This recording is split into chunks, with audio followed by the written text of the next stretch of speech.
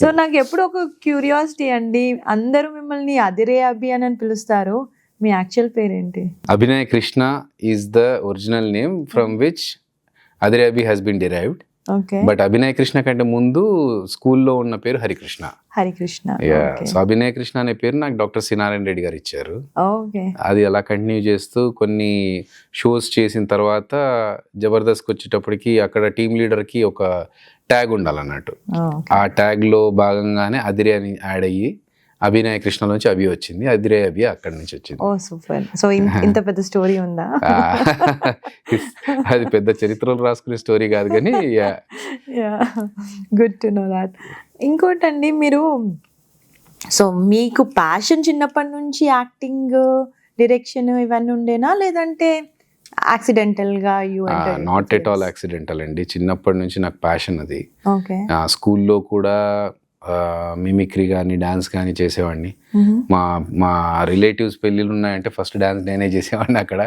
So అలా స్కూల్లో and ఫంక్షన్స్లో డాన్స్లు చేస్తూ మిమిక్రీ చేస్తూ స్టెప్ బై స్టెప్ వస్తున్న టైంలో దెన్ ఐ రియలైజ్డ్ ఓకే, నాకు ఎక్కువగా ఇంట్రెస్ట్ చదువు కంటే ఈ ఎక్స్ట్రా కరిక్యులర్ యాక్టివిటీస్ మీద ఉన్నాయని చెప్పి లేటర్ ఆన్ డిగ్రీ చదువుకునే టైంలో ఐ థాట్ ఒకసారి ట్రై చేద్దామని.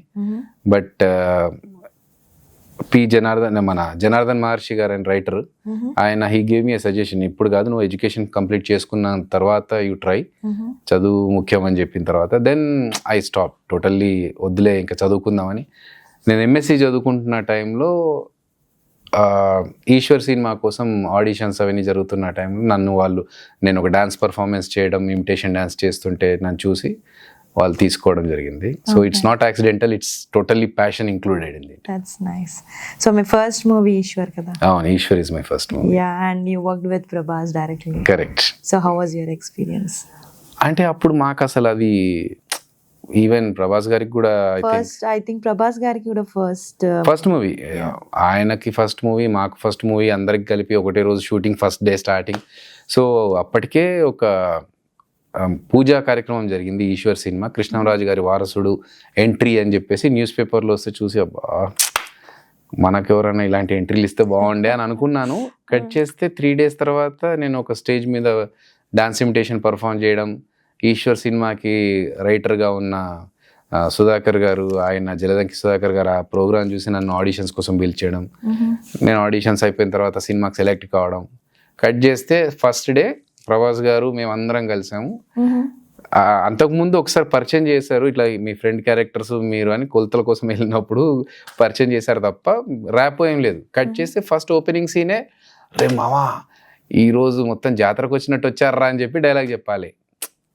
ఒక ర్యాపో ఉండి అలా అనడం వేరు. కృష్ణరాజు గారి వారసుడు ఈయనను పట్టుకొని మనం అరే మామా అని చెప్పడం ఏంట్రా అనుకోని కొంచెం కన్ఫ్యూజన్. బట్ ఓకే, ఛాన్స్ వచ్చింది, చిన్నప్పటి నుంచి అనుకుంటున్న ఆపర్చునిటీది. సో ఏమాత్రం బెరుకు లేకుండా స్టార్ట్ చేసాము. అందులో భాగంగానే ప్యాంట్ తీసి నేను నిక్కర్లోంచి డబ్బులు తీయాలి. సో అది that was also on my first day of shoot. Prabhas గారు ఏంటంటే ఫుల్ సిగ్గు ఆయనకి, అస్సలు ఎక్కువ మంది ఉంటే ఆయన చాలా మొహమాట పడుతూ ఉంటారు, సిగ్గుపడుతూ ఉంటారు.